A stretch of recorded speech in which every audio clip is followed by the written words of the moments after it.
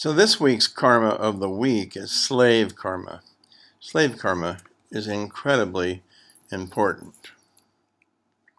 Slavery is an extremely persistent karma type that still happens in all parts of the world in some form. It's still going on.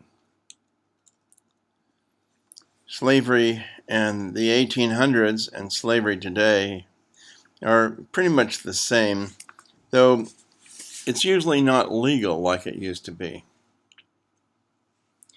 It's estimated that there are between 21 million and 46 million slaves in the world today, and that is sort of determined on how you look at them and what you would consider slavery. But that's a lot of slaves. Slave karma is recognized by many various qualities in a person's life. One of the indications of slave karma is harsh or terrible work conditions, toxic work environments that are dangerous, physically difficult work, long hours of work, and of course extremely low pay. Slaves often accumulate debt, even they become indebted to the company that they're employed by or the institution. They're often unable to pay it off, and thus they come up with debtor karma.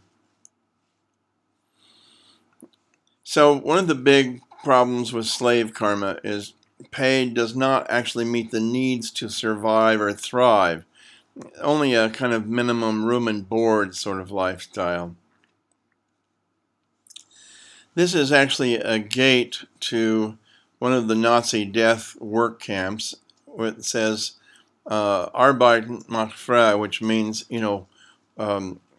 work will make you free. Of course, it was really only death that made the Jews free. And of course, the Jews were enslaved before they were murdered. This is a common thing of the people that get defeated, become enslaved, and then exploited and worked to death or murdered. It's like a very common theme.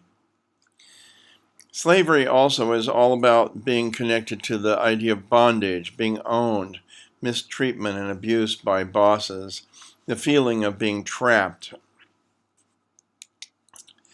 People with slave karma often have this owned quality and are often treated as a commodity and valued for their work capability. So here above you see, various slaves for sale with their different attributes listed. Slave karma is terrible for the emotions. It can cause the karma of destiny despair, as well as despair over your destiny. Depression, self-devaluation. Of course, slaves are very prone to work injuries, job injuries. Also, they tend to be untrained workers. Slave karma is also strongly associated with the karma of being an exploited worker or a victim of underemployment and underpay, which is still extremely rampant in most places in the world. Also, slave karma is connected to the trauma of being embedded in a hostile work environment. You have an authoritarian or hostile work environment. The scars of slavery are deep, both physical and emotional. It's been a huge problem for human beings, the idea that one human can own another and exploit them and treat them so terribly. Many religions and many governments actually sanctioned slavery, though some fought against it.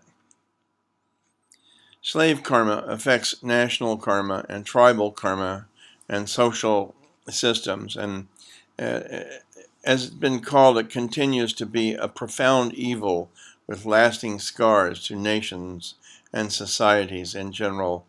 And we're still paying the price for the Civil War, even at this date.